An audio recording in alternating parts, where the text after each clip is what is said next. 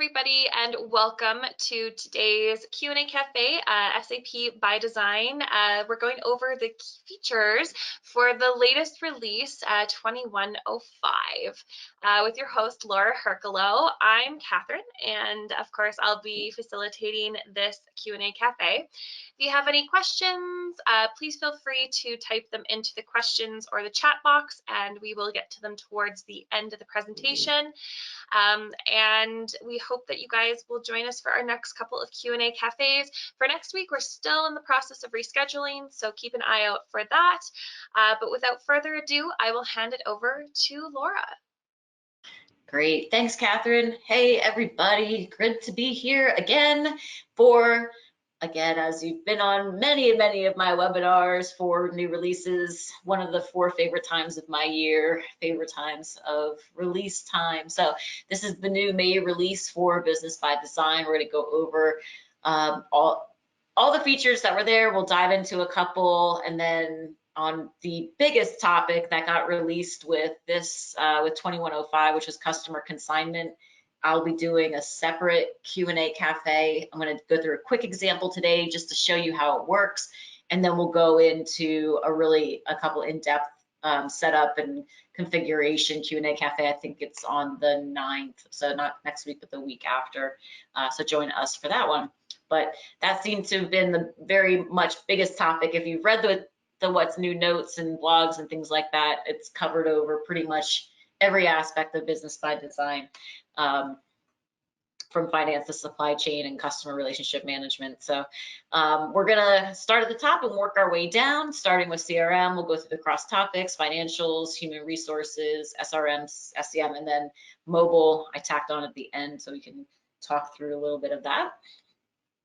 So some really cool things came out with this latest release, and I'm really excited about where SAP is headed with their roadmap. If you haven't seen the roadmap, I suggest going out and taking a look at it. There's some really cool topics that are coming up. We're seeing a little bit of the foreshadowing of some of the newer, bigger concept things like the customer consignment are starting to show up in the system. So it's really piquing my interest from a nosy body perspective.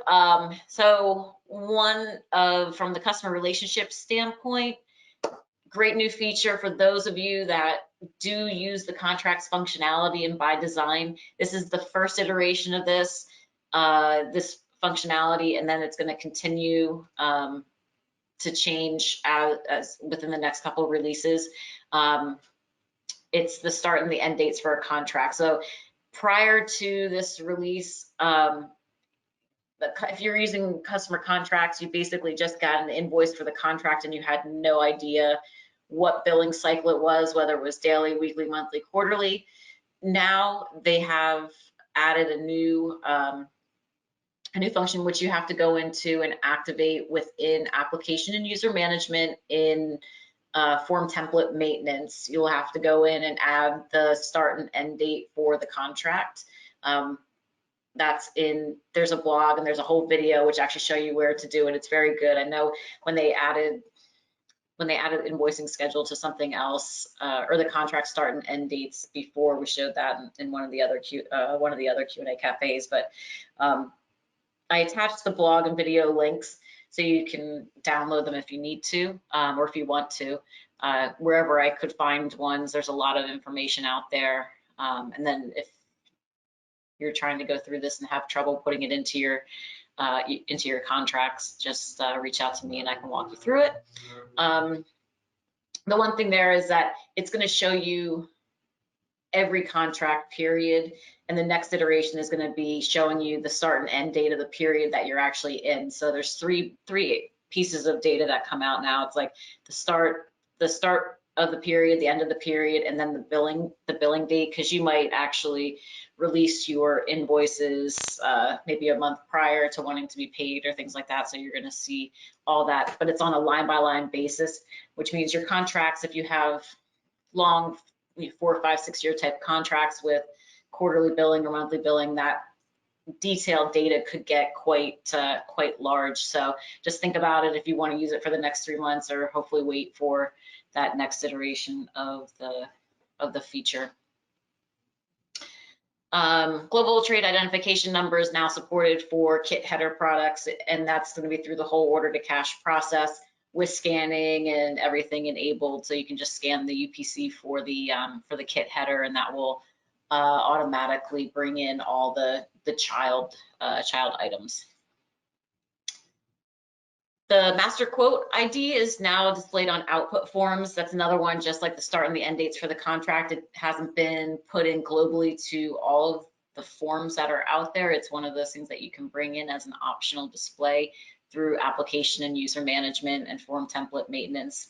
But if you're using versioning on your quotes, this will show you kind of what the originating quote was. Service confirmations, this is the topic that is kind of spanning across a lot of different releases. I think it was introduced in 2011 with the harmonization of timesheets with both field service and project management.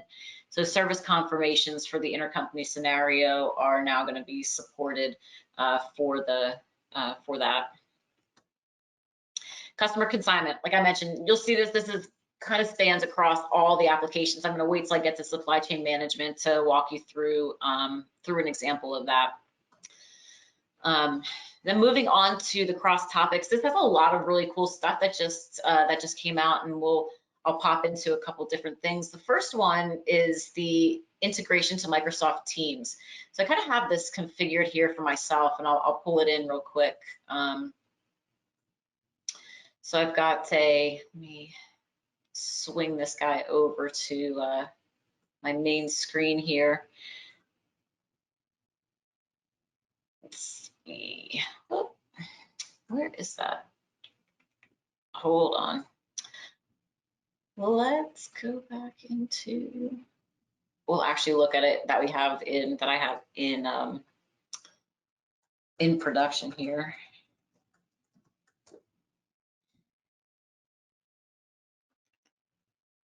Of course. Let's see, it's not going to work. Okay, I'll pop back to it if I can. So currently, ByDesign is now, it has integration with Microsoft Teams.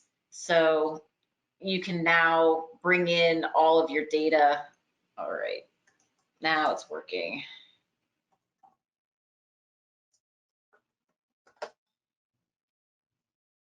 Okay, let's pop this open here. All right, so now you can configure any sorts of dashboards or screens that you want, within any sort of widget that you want within Microsoft Teams. So it makes it kind of fun that you can configure. This is just a quick example of, really, it's just ByDesign. So it's basically running ByDesign in Microsoft Teams. So it'll make it a lot more valuable if you're on sort of a team chat, whether it's internal or external folks as well. I can see this for people that are using the dashboards for project management or things like that, that you can have interactive sharing sessions with your customers to be able to chat back and forth. You can use any of the chat based on your dashboard that you've configured.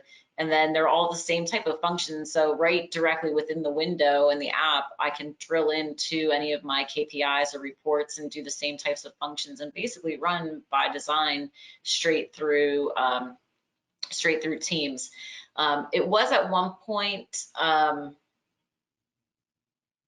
it still is not GA, so you can't go out onto, like, typically you would pop into your apps screen and be able to search for business by design.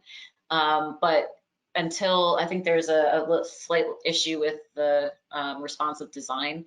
So it's now, while it's waiting to get released for GA, you can go into self-services and then your download center, and you'll be able to download that. Depending on your company's authorization policy and what you're permitting your organization's people to do, you might have to have an IT admin. I know we had to have an IT admin deploy that out to the whole end user community. But there's tons and tons of blogs, there's tons of videos on how to make that work and how to deploy different types of dashboards and content out to your users. This is also a neat new thing that just came up, and it's going to start expanding out quite a bit. It is what SAP is coining the Enable Now web assistant. And then what I've seen coming out, hopefully there's going to be a lot of other really cool new features to help with enablement in the system, as well as like changing some of the way that that notifications and stuff work. So if you want to add this in, you would go in as your key user and go into the key user settings and then company settings. And there's this new option called Web Assistant Configuration, and you'll just click the Enable Web Assistant. There's two options that have been deployed for this Web Assistant. There's the SAP's Web Assistant of the content that they want you to see. And then there's also like we as VistaView, if we decide to start sharing out as a partner your the content to you. So we might build some help content and things like that and be able to send that out to you. So we're in talks with that, but those are the different types of content that you'll get. There's a few different areas, and I have a slide on that, and I'll show you that in a sec. But what's neat about it is really just like a guided tour, and there's about 8 that have been released so far, and they'll be adding more. So now you'll also see a change too, which I noticed that when you click on the help, it doesn't just open up the bar. You actually have to select what you want, because now you have some extra support type of options in here. But you'll now see this web assistant. And then if you click on this upper right-hand corner, the guided tours, there's also this learning, which doesn't have any content in it yet. And that'll pop you out to another area within outside of Business by Design. So if you go into the guided tours, you can see, working with guided activities and then personalize my settings. Just really simple kind of content, but this will give you your intro, and then you basically start, and it'll pop through the screen and kind of show you exactly, where you need to change things. And so it just guides you right through what your regional settings are, and then it moves you to your next option where you have to select things. So it's a kind of a cool little concept that again is going to be brought out a little bit more, fleshed out a little bit more as we go through. But I think it's rather than the click here, click there is step 1, 2, 3. This gives you a lot more intuitive for your end users to see. And let's there. This is another function, really more on the admin side of the house, where if you change some employee data on the business user, so an application and user management, if you're making changes on there, like through their authorization policy and things like that, that might change their user type. It took a while for that to synchronize. Now there's a synchronization between that and the user subscription view and application and user management. So you know immediately if you've gone over subscriptions or not. In addition to that, there's now a display of the overuse of licenses. And I think it's more for when you're getting ready to go live in your test tenant as you're configuring your users. It's telling you before you actually deploy them to production that you might have an overage. This has a lot of cool, could have a lot of cool implications and concepts to it. Prior to this release, for OData enablement, there was only the reports and data sources that could be enabled for OData consumption. But now all the KPIs have been enabled for OData. So you can configure all of your tiles and feed them out to a third-party source, like a dashboarding type application, or I think about it like, if you have a big board for customer service, or if you have a big board on the manufacturing floor or the warehouse where you're monitoring the KPIs of the particular area, you can actually feed those out from ByDesign data, so everything is really live and in real time. This is also a very cool new feature that I've shown in various other Q&A cafes, but if you don't know how to do this and you need help, send it off to your customer your account exec and have that put on the list, and we'll add a Q&A cafe for this, because it is quite good for users or organizations that are larger, that really don't want all of their users seeing all of the data in reports or being able to do everything in reports. So there's a new business action for analytic reports, and it prevents certain types of downloads into Excel of your data. It can prevent the ability for you to send things from ByDesign as email attachments or things like that. It can prevent the Microsoft Excel feature and the option to add fields to reports. Oops. So again, if you're if you're in a report, let's say we are in any of our reports, if I was a particular user, and this is configured by role on what you want to do, and it's going to be activated through business analytics and the analytic actions, just like you would with changing the ABC class code or duplicate check or things like that. They've activated in the last couple of releases. But if I was in a particular report, you can actually prevent some of these fields from showing up for a particular business role. So I might not have add fields option. And that gives you, again, a lot more control over what your users are seeing or aren't seeing in their reports. And it can also, if you want to prevent the download of certain reports and things like that, those can be also controlled. So that's all going to be done through business analytics. There is, for this, if you want to activate it, there's a new fine-tune or new business configuration activity within business config in the questions area. So from built-in services support, which is all the way down at the bottom, system management and analytics. There's a new question that just popped up in this release about, do you want to configure what actions end users can perform while viewing data and reports? And you want to check that on to yes. Again, another neat little piece, event notification and monitoring. So key users can now configure specific events or actions that will push data to a third-party solution.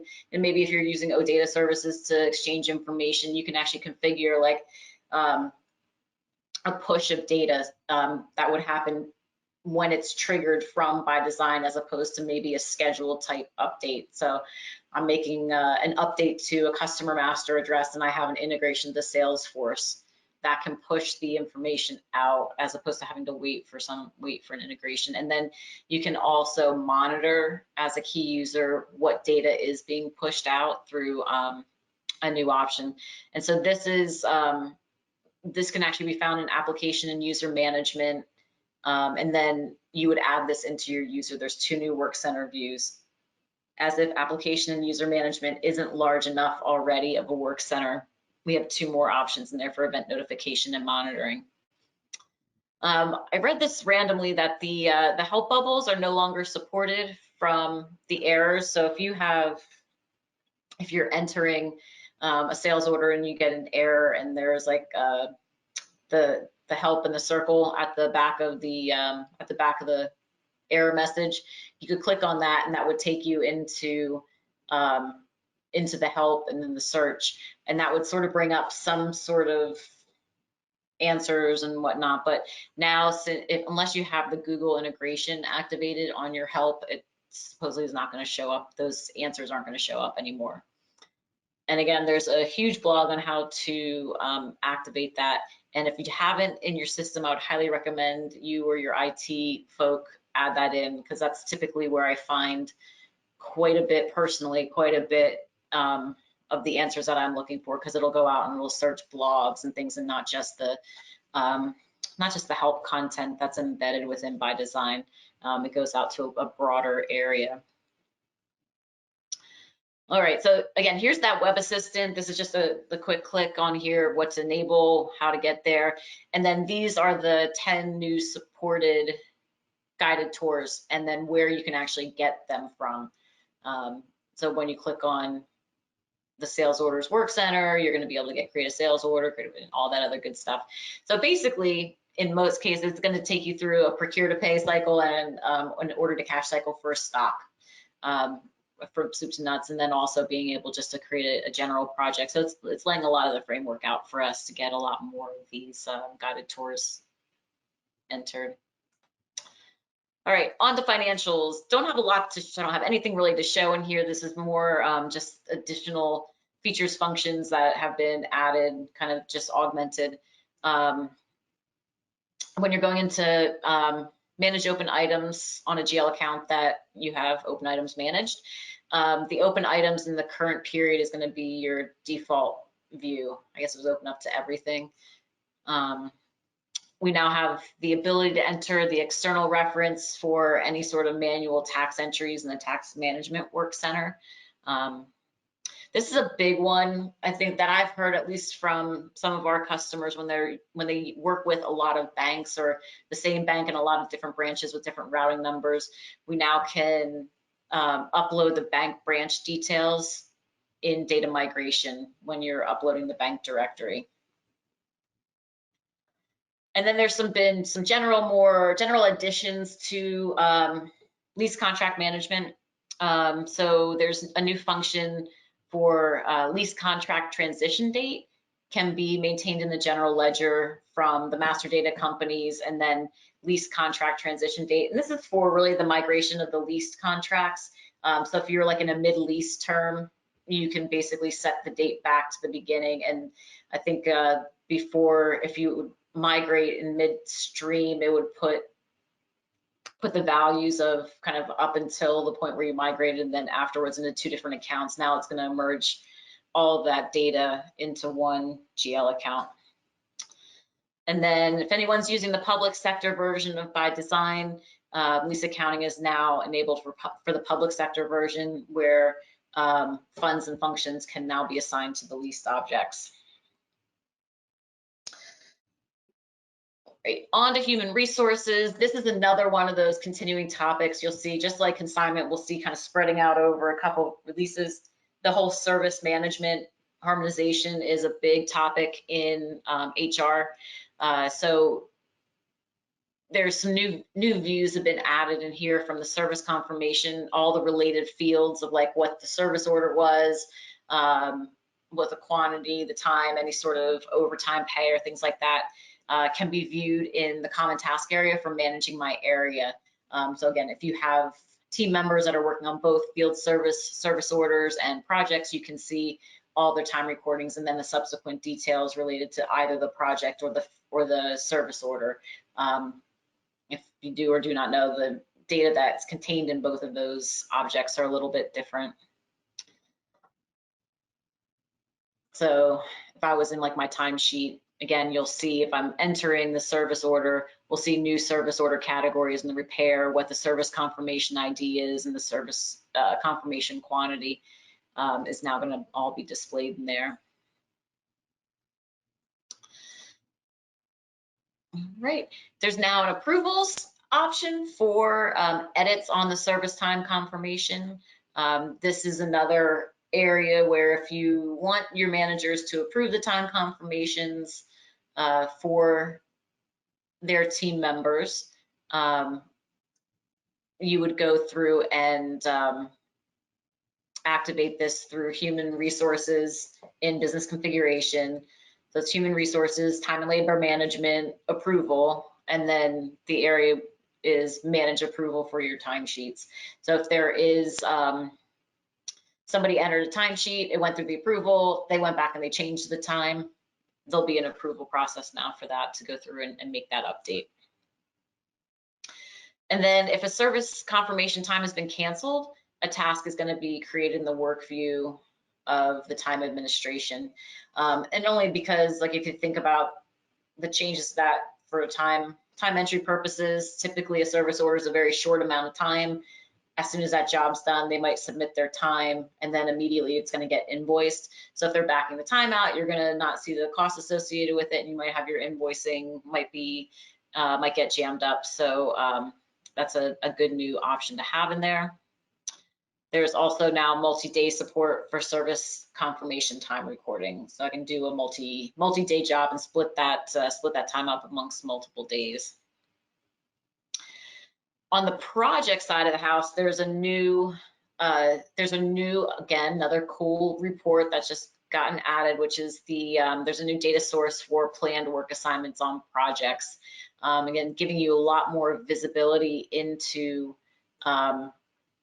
what's going on in the future. So if I want to look at, what's planned for my users, I can pop into this report. So you've got your planned work assignments. And I can see for my particular team, what's out there for the next 3 months from today at a monthly view. But if I wanted to look at the key figures from not the monthly, but maybe I want to look at a calendar week and break that out, I can do that. And then I can even get down from my reporting line unit down to the employee and the project and what project task they're actually working on. So I've got a lot more visibility out into future planned work. And this kind of goes hand in hand with some of the newest functions around pulling the data down into the work tab and using like your planned work times, as opposed to just spreading the time across the whole entire project from the commitments tab and the team and work tab. This is going to pull all the way down to the most detailed level, so you can see different spreads across the different weeks of how much is being planned. All right, so SRM, again, another continuing topic that keeps coming and coming, and it's really a cool option. It's one of the newer features in the last 3 or 4 releases, which is the whole scanning, the invoice scanning. And I think there's a couple people on here that we've been working with to set this stuff up. I know I'm seeing good improvements in here. So when this first came out, the whole machine learning engine was fed by SAP samples and examples and things like that. So it's somewhat of a limited data set of information for that engine to start learning and doing what it needs to do. You now have the option to activate in business configuration, because you have to give SAP explicit permission to share the data. And so there's a question about, from within questions, purchasing, supplier invoices and credit memos, supplier invoicing, where do you want to train the machine learning model with the user values via the feedback integration. And so once you activate this, as you go through and create your invoices, you have the option, I think it's on an invoice by invoice basis, as to whether you want to share that. So if you have things that are maybe more sensitive or not, or when you go to share them, you can choose whether or not to share the data with SAP to feed that engine. But if there's tricky ones that you're working with, like tricky types, I know I've was looking at things that had like limit POs with lots of different line items, or really very detailed PO line items that had lots of text and things on them. So really hairy ones like that, if you don't mind sharing those would be great, and that'll help you in the long run. As you start to train that model, it'll learn to recognize the information that's coming into that specific supplier and data. Credit memos are now supported through scanning. The option you'll see when you pop into your supplier invoicing now, if I'm in invoice scanning and we look at the review option, you'll now see that your scan values are either going to be the invoice or the credit memo, so you have that different option that's in there.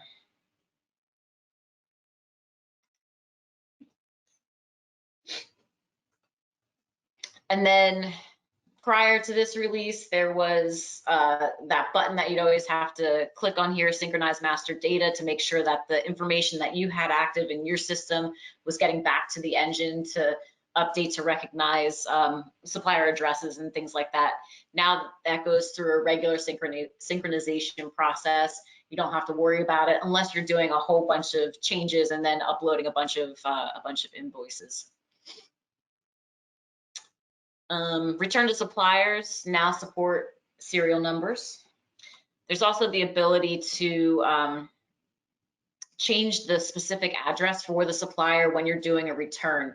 And again, in some cases, a supplier might have their main warehouse, but then they have either like a repair shop or a secondary warehouse where you have to send things to, like maybe their MRB warehouse to segregate out the inventory. And before that, you couldn't make any changes. You'd send it to their main address. But now we can actually document which specific address that it needs to go to if it differs from their main warehouse. We now have got a pop-up when you're doing a PO cancellation. Before it would just kind of cancel and send a cancellation to the supplier. Now there's a, hey, are you sure you want to cancel this PO pop-up that's coming into the PO.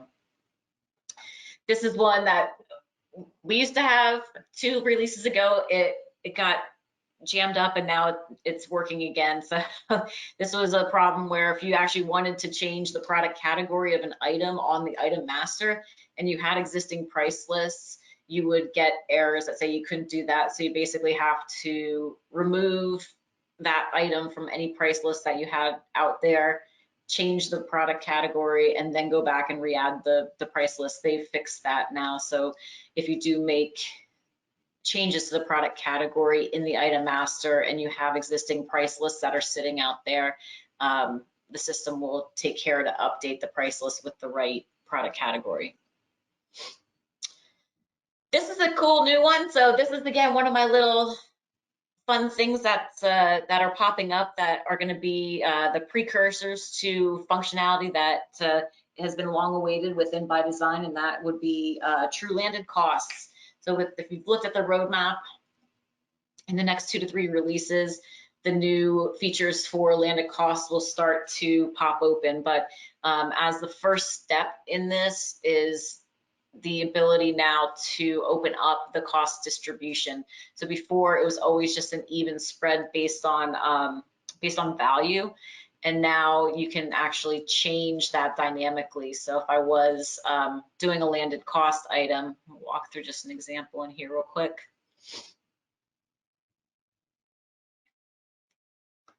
For, let's see, ABC cargo for some freight.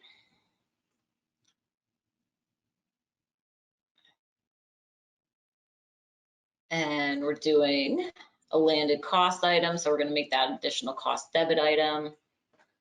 Great. Let's say they're charging me 150 bucks. Something I can now, when I go into the cost distribution, and I can distribute it among other invoices or credit memos. Let's pick an invoice. And we'll just choose this guy. Let's see if that wasn't out there. 206. There we go. Just do this.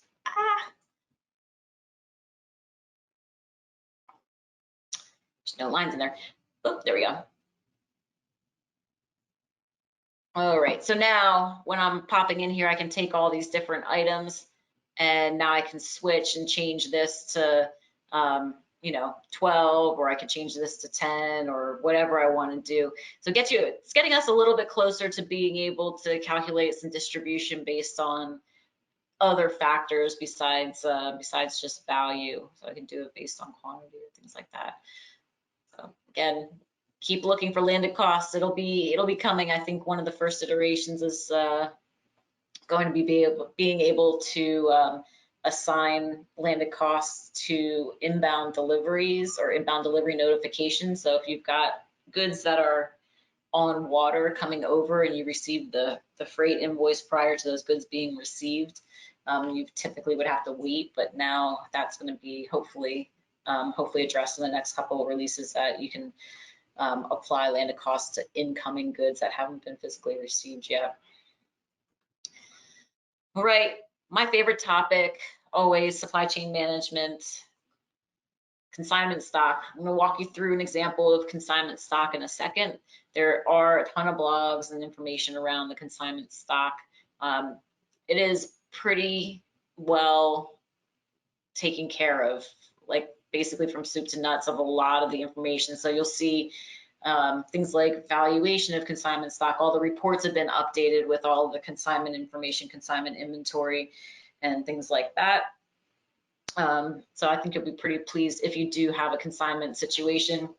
Just to explain, if you don't know what that is, if you're more in professional services, or if you have stock and you are using the workaround in ByDesign, this is great. This is customer consignment, not supplier consignment. So I always think about me at the eye doctor. When I would buy contacts, the doctor would have 18,000 different magnifications of my contacts and have them sitting there, and he'd pick whichever ones he wants and gives them to me. Well, he didn't necessarily own that stock. The contact manufacturer would own that stock until he actually sold it to me, and then he would pay for it. But as the manufacturer, you might want to keep track of all that inventory and be able to manage the replenishment of that stock and know what's out there. Plus, you have to have that stock on your books if you do still own it. So this takes care of the fact of replenishing the stock at an external place, and then being able to relieve it when that customer tells you that they've sold it. And it falls right in line with the order, very well with the order to cash process. And like I said, we'll walk through a quick example, and I'm doing a longer Q&A cafe about that in 2 weeks. As we continue down the path of being able to make changes to production orders, which is so near and dear to my heart, of now we can add new components, input products only at this point, to released or started production orders. So again, something happens in the warehouse, I don't know, as you're starting a production order, you're in the second step and you need to consume X amount of widgets, and they all got broken and you have to replace them with another substitute component or things like that. Before then, you'd have to do it like on the confirmation. Now I can go in and actually in the input products area, go ahead and change that out and add new line items into that into a particular task, and then that will be replicated through supply chain. So MRP will pick it up and all that other good stuff that you want to happen. So let me pop in just to show you where it is, because it's a little bit hidden in here. So let's take a released order. It's sitting out here for whatever our gas boiler. If we pop into the actual production order itself and then go into the order structure, way down in your activities, go into our produce activity, we see all the materials that are sitting out there for that step. Now you have the option in here to change the planned quantity if you want to, so I can zero that out if I need to, or I can just add new items into this, and then that will be and that will then appear into the it'll then append the existing task that has been released, and it'll go, like I said, reflect back into supply chain. So we're making strides, everybody that uses ByDesign for supply chain. It's all coming together with the production orders. There's new fields that are added in the production task detail screens, which show the latest date the task changed and the latest date the task ended. So it's basically keeping track for you of, for the latest task date start is keeping track of, as you move it from started to in process to finish, it's gonna keep track of that date, and then the latest end task of the field is when you actually finish that task. So it's just another reporting field in there to be able to see kind of the difference between your start and end times and total lead time. There's now the ability to view the production order header attachments in the production tasks from, this is the stuff that you would add into your master data, not actually in the bill of operations. So if you, again, thinking about how you're using bills of operations, you can have a bill of operations that has specific instructions and pictures and things like that tied, basically, that would tie it basically to a production model, which is really a specific product, or you could have a very generic bill of operations that has specific instructions sitting on the master data, so on the item number itself. Before, it was really tough to get to that information, but now they've made it easier for you to navigate through the task of any of those attachments that you added to the master data record. That'll come down into the production order, the production tasks. There's a new attachment type in the outbound delivery called proof of delivery. A lot of customers had asked for this to be able to, when I drop, just like Amazon does now, when I drop something off, I'm going to take a picture of it, I'm going to add it into the outbound delivery. And so that, once I add that into the outbound delivery, that actually comes over now into the customer invoice UI. So you'll see that in your output, in the attachments section in the customer invoice. And there's that box that sits in there that says include with output. And so if you bring that over from the output or from the outbound delivery to the customer invoice, you can actually have that proof of delivery, whether it's an e-signature, a picture, whatever you have that's attaching to the outbound delivery as an attachment, come over and be part of the customer invoice. We can now, so a lot of stuff we saw, some other things on the returns about serial numbers. The serial number managed components can now be consumed and returned, or they can be returned if they were consumed by a project or a cost center. So I can bring those guys in if I'm doing the serial management of objects. And then there's 2 new reports that are out there. We've got the production orders, again, more on our production area. So I'm seeing now production lots with dates and quantities. And then a brand new aging report. The aging report was a little kludgy in the past. They've replaced that. That's now been deprecated, that data source. So there's a new inventory aging report that's sitting out there. And it's actually really nice. I like it because it's almost like your AR AP aging, where it puts everything into buckets and not just your date. So now you can see overall kind of what quantities that you have sitting out here in various quantities. And so I can pull that in. I think I've got the valuation here. That's just aging. Yeah, we just have the age and not the valuation, unfortunately. Hopefully that'll come in a different release. But now you can actually see everything of what's oldest and what you really need to purge from here. And then the other report is going to be our production orders, lots, dates, and quantities. And so I can see what my planned quantity is, open, total confirmed, any of my scrap, fulfill quantities of all my different products, the actual duration of my orders, any sort of start delays in seconds or minutes, in days. So when I'm starting to, if I was planning to start it, how long it took me to actually start it from when I planned, and then any production delays. So if anything was delayed from that end date, we'll see that all in here as well for my given days, months, weeks, years. So that again gives you lots of new little metrics to be able to start tinkering around with. And you've got other pieces in here, so your end delays in hours and minutes. Again, give you just more, that kind of is going to key into those new fields that were added, that latest start and latest end actual, of how you can start analyzing that information.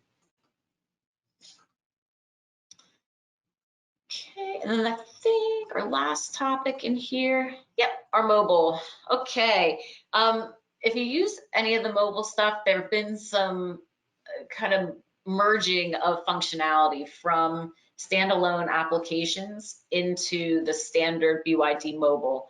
So the mobile approvals, which used to be a standalone application, has now been pushed into the BYD mobile app, and not the approval app only.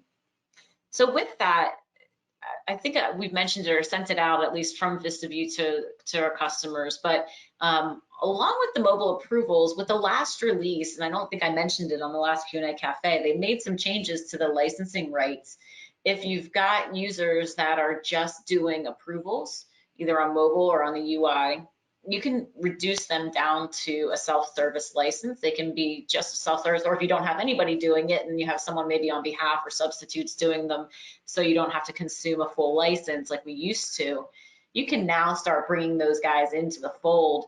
And it's only the self-service, the lowest tier license. And with that approval, anything that they have access to approve, they also have access to all the reports that sit in that work center that they're approving for, which is pretty cool. So they can actually monitor if they have purchasing approval, they can monitor all the spend and everything that's happening within their organization, within their cost center and things like that, without having to consume a full license like they used to.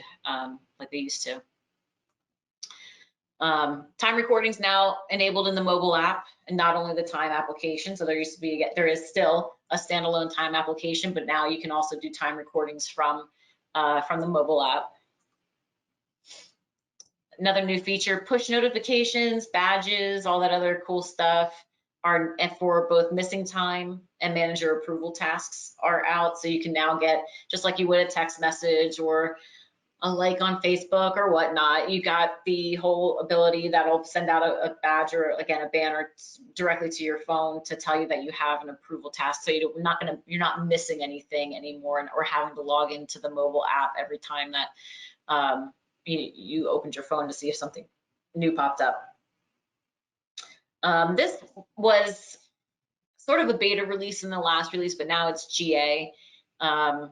Where you can take a picture of a receipt attachment in an expense report, and then there's an extract function. It's all basically the same as the invoice scanning function, but it'll parse out all the data on the receipt and populate your expense line item on the expense report.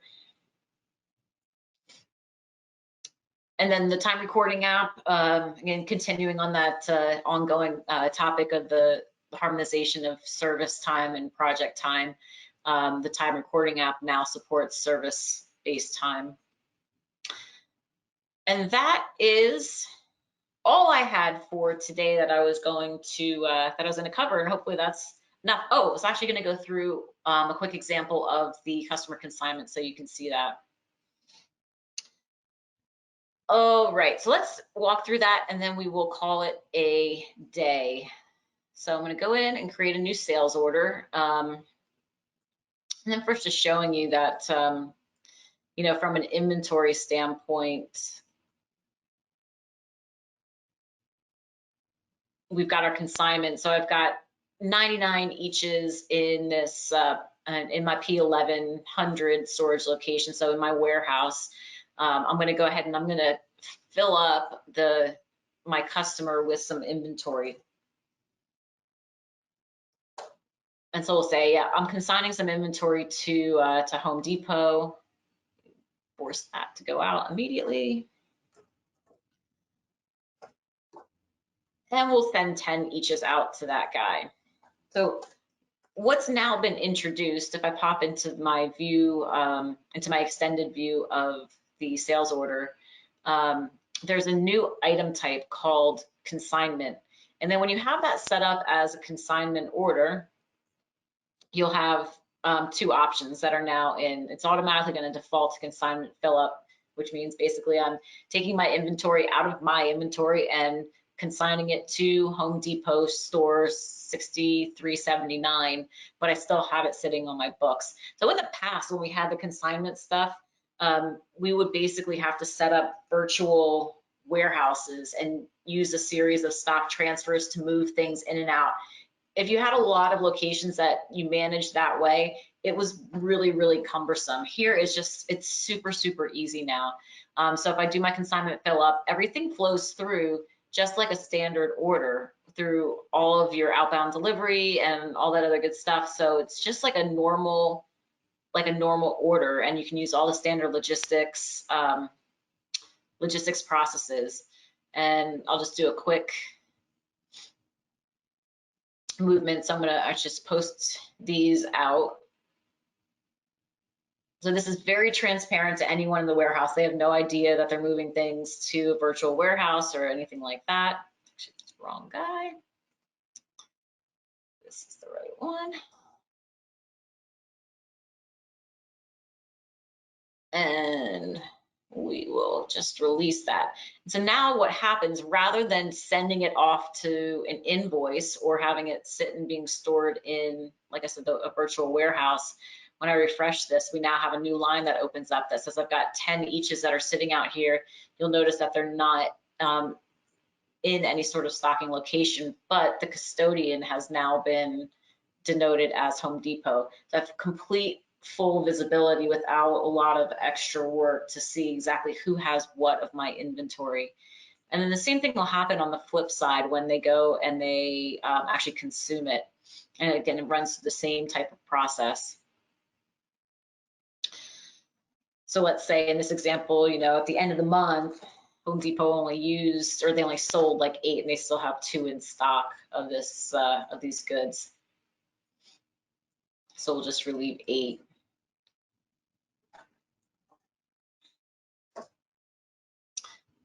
This, I'm hoping that this will come in as like a web service. So basically you can have almost like an EDI transaction that does a consumption. But now just like the fill up, you would switch this over to the consignment issue, and the buttons are going to change up here that I'm now consuming 8 of those guys, and I can allocate the consignment. And then once I release that, then it now generates the invoice request for me. And I'll see now that my stock overview has been depleted, and I'll just see two left here, and then obviously it's not going anywhere back into me. So like I said, it really saves a ton of setup and a ton of steps, extra steps that you might be doing if you have this type of situation. This I'm also kind of starting to tinker around with in conjunction with like contract manufacturing, outside processing, to see if to see how I can get that to work in this situation. But that is the end of my spiel for today, and for the 3 months until we get together again for the What's New 2108.